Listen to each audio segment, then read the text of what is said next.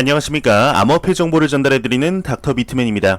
평일의 시작 월요일도 슬슬 마무리되고 있습니다. 어떻게 오늘 하루 잘 보내셨나요? 월요일은 항상 힘들기만 한데 오늘 하루도 너무 고생 많으셨습니다. 최근 계속되는 암호화폐 시장의 하락과 조정장 속에 많은 투자자분들의 안타까움의 소리가 들리는 것 같은데요. 오늘 남은 시간도 잘 마무리하시길 바라면서 월요일의 마무리는 과연 어떠한 소식들이 반겨주게 될지 한번 보도록 하겠습니다. 최근 암호화폐 시장의 가격이 하락함에 따라 그리 좋지 못한 소식 또한 계속해서 나오고 있습니다. 영국의 한 은행의 경우는 글로벌 1위의 암호화폐 거래소죠. 바이낸스와 크라켄 거래소에 송금하는 것을 정지할 계획이라고 하는데요. 이게 무슨 내용인지 한번 같이 보도록 하겠습니다. 영국의 TBS은행의 경우는 바이낸스와 크라켄 거래소 등의 송금 정지 계획을 세우고 있다고 합니다. 영국의 TSB은행의 경우는 바이낸스와 크라켄 등 암호화폐 거래소의 사용자가 송금하는 것을 차단할 계획인 것으로 밝혀졌다고 하는데 은행 예금을 활용한 암호화폐 구입을 금지하는 방향으로 움직이고 있다고 합니다. 이러한 움직임의 배경에는 대형 플랫폼을 사기꾼들이 이용하고 있는 것에 있어 특히 TSB은행의 경우는 바이낸스에 대해 경계를 하고 있다고 하는데요. 지난 3월 15일부터 4월 15일까지 849명의 TSB은행 사용자가 바이낸스에 계정을 둔 사기꾼에게 송금을 했다가 이를 잃어버렸다는 보고가 올라왔다고 합니다. 현재 TSB은행 외에도 다른 영국 은행들도 이러한 움직임을 보이고 있다고 하는데요.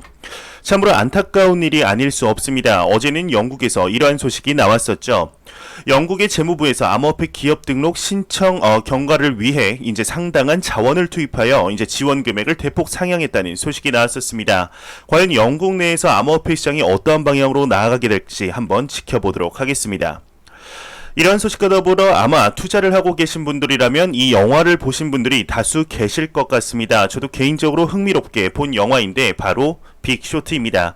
이 영화의 경우는 2008년 금융위기를 예상하여 위기 속에 어마어마한 부를 축적한 인물인데 이 영화의 주인공은 실제 인물을 모티브로 제작이 되었습니다. 바로 마이크 벌이라는 실존 인물을 모티브로 제작이 되었는데 세계적으로 저명한 투자자를 언급할 때 꼭 언급이 되는 인물이죠. 이 마이크 벌이가 암호화폐 시장의 문제점에 대해서 지적을 했다고 합니다. 과연 어떠한 문제점을 지적을 했을지 한번 내용 같이 보도록 하겠습니다. 영화 빅쇼트의 주인공 마이클 버리는 암호화폐의 문제는 레버리지이다 이렇게 이야기를 하고 있습니다. 비트코인닷컴에 따르면 2008년 글로벌 금융위기를 예견해 미국의 월가에서 유명해진 헤지펀드 투자가로 이름을 날린 마이클 버리의 경우는 암호화폐의 문제는 레버리지라고 언급을 했다고 합니다. 그는 암호화폐에 얼마나 많은 레버리지가 있는지 모른다면 당신은 암호화폐에 대해 얼마나 많이 알고 있는지와 상관없이 당신은 암호화폐에 대해서 아무것도 알지 못하는 것이라고 설명을 했다고 하는데 추가로 비트코인을 싫어하지 않는다라고 강조를 했다고 합니다. 암호화폐 시장의 레버리지라고 하면 선물 시장이 떠오르는데요. 레버리지를 사용한 암호화폐 시장의 투자를 좋지 못하게 보는 것 같죠. 아마 선물 거래를 해보신 분들이라면 아시리라 생각이 듭니다. 이는 절대적으로 도박입니다. 최대 125배까지 레버리지를 사용할 수 있는 것으로 알고 있는데요. 선물 시장으로 몇 번 이득을 볼 수가 있으나 한 번 청산당하면 여태까지 모았던 수익을 모두 뱉어낼 뿐 아니라 극심한 손해를 보게 됩니다. 선물 시장은 웬만하면 하지 않는 것이 좋지 않을까 하는 생각이 듭니다. 현재 암호화폐 시장의 가격이 그리 좋은 상황은 아니지만 이러한 상황 속에서도 긍정적인 소식들은 계속해서 나오고 있습니다. 암호화폐 시장의 유명 애널리스트이죠. 플랜B가 이야기를 했는데 요즘 자주 나오는 것 같습니다. 무튼 얼마 전 이러한 언급을 했었는데요. 비트코인의 두 번째 불마켓이 진행 중이다 언급을 했었습니다. 오늘 추가적인 언급을 했는데 과연 어떠한 이야기를 했을지 한번 같이 보도록 하겠습니다. 유명 애널리스트 플랜B의 경우는 비트코인이 스톡투플로우 모델에 따르면 11월까지 98,800달러까지 도달할 것으로 전망을 한다 이야기를 하고 있습니다. 스톡투플로우 모델의 경우는 현재 시나리오에서 비트코인의 가격이 11월달까지 98,000달러를 돌파할 것이라고 제안하고 있다고 하는데요. 스톡투플로우의 방법론과 정확성이라는 부제를 한번 보도록 하겠습니다. 플랜B의 경우는 비트코인을 금이나 은과 같은 귀금속과 비교하여 이제 통계를 사용하면서 주어진 자산의 가치와 희소성 사이에 정의된 관계를 대략적으로 설명했다고 하는데 더욱더 간단하게 설명하면 금이나 은 그리고 비트코인과 같이 시간이 갈수록 가치가 희소해지는 자산의 가격을 수요와 비교하여 가격을 산출하는 것이라고 보시면 좋을 것 같습니다. 플랜 B의 경우는 2021년 최악의 시나리오가 8월 47,000달러, 9월 43,000달러, 10월 63,000달러, 11월 98,000달러, 12월 135,000달러라 이렇게 이야기를 했습니다. 플랜 B가 생각하는 최악의 시나리오 또한 지금의 가격과 비교했을 때는 상당히 높은 수준임에는 틀림이 없는 것 같습니다. 플랜 B의 경우는 최상의 시나리오는 가격이 25만 5천 달러까지 비트코인이 상승하는 것이기에 왜 최악이라고 말하는지 어느 정도 이해는 가는 것 같습니다. 이러한 소식과 더불어 긍정적인 언급이 한 가지 또 나왔습니다. 한 외신에서 현재 상황을 걱정하지 말아야 하는 이유에 대해서 언급을 했는데 어떠한 근거로 어떠한 이야기를 했을지 한번 같이 보도록 하겠습니다. 한 외신에서 이야기를 했다고 합니다. 2021년 비트코인 데드크로스 상황 걱정하지 말아야 하는 이유라고 헤드라인을 멋지게 장식하고 있습니다. 2019년 4분기 및 2021년 1분기 충돌은 모두 데드크로스가 선행이 되었으며 시장의 흐름이 큰 방향으로 전환될 것임을 시사했다고 합니다. 아마 주식이나 암호화폐 시장에 꽤나 있으셨던 분들이라면 데드크로스라는 용어를 많이 보셨을 거라 생각이 드는데요. 여기 사진 자료를 보시게 되면은 이것이 골든크로스와 데드크로스입니다. 붉은색의 단기 이평선이 녹색의 장기 이평선의 밑에 자리를 잡다가 위로 돌파가 되는 시점이 골든크로스이며 반대로 붉은 선의 이제 단기 이평선이 초록색의 장기 이평선 위에 있다가 아래로 뚫고 내려가는 시점이 데드크로스가 되는 것이죠. 보통은 골든크로스의 경우는 매수 신호로 보며 데드크로스의 경우는 매도 신호로 보는 경우가 일반적입니다. 그렇다면 왜 데드크로스를 걱정하지 말아야 하는 이유로 꼽은 것일까요? 다시 기사로 이제 넘어가게 되면은 암호화폐의 데드크로스의 신뢰성이라는 부제를 한번 보도록 하겠습니다.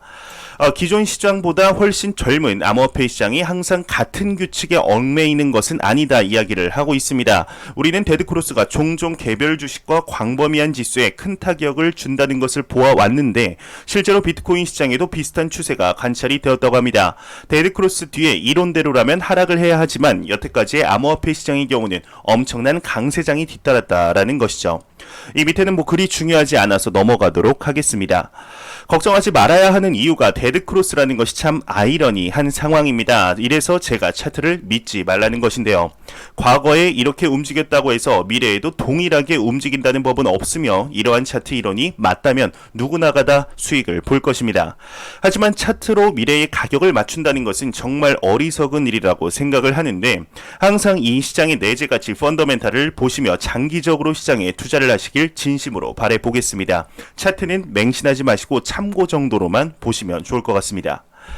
현재 암호화폐 시장에 가장 핫한 키워드가 있습니다. 바로 엘살바도르의 비트코인 법정화폐 지위 획득 사건인데요. 엘살바도르의 경우는 비트코인을 법정화폐로 채택한 후 상당히 많은 문제들이 있었죠. 글로벌적인 국가와 이제 기관들의 문매를 맞으며 자국 내 송금 기업들조차 외면하는 상황에 치달았습니다. 하지만 조금씩 변화가 생긴 것일까요? 지난주 엘살바도르에서 꽤나 적지 않은 인원이 비트코인의 거래에 참여를 했다고 합니다. 내용 한번 같이 보도록 하겠습니다. 유명 트위터 계정은 지난주 엘살바도르에서 2만 명이 비트코인 거래를 진행했다 이야기를 하고 있습니다. 유명 트위터 계정 니콜라스 부르테이의 경우는 트위터를 통해 지난주 약 2만 명의 엘살바도르 국민의 경우는 라이트닝 네트워크를 통해 비트코인을 거래했다 이야기를 하고 있습니다. 거래 수수료가 이제 4.98달러가 쓰였으며 이것이 비트코인이 승리한 이유다 이렇게 전달을 했다고 하는데 현재 엘살바도르의 인구가 몇 명일까요? 지금 엘살바도르의 인구는 대략 650만 명 정도 됩니다.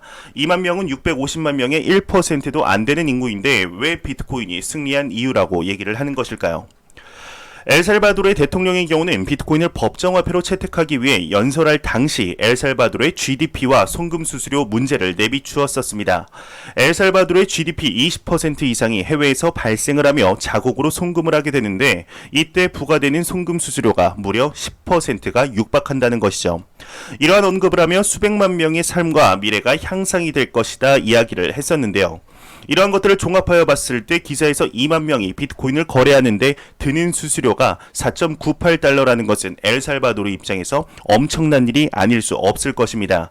이렇게 한번 사용해본 국민들이 과연 기존의 송금 체계로 돌아갈 수 있을까요? 이는 넌센스라고 말씀을 드릴 수 있는데 이뿐 아니라 엘살바도르에서 추가적인 소식이 나왔습니다. 비트코인의 접근성을 높이기 위해 계속해서 노력을 하고 있는 것 같은데 많은 수의 비트코인의 ATM 기기가 엘살바도르로 배송이 되고 있다고 합니다. 내용 한번 같이 보도록 하겠습니다.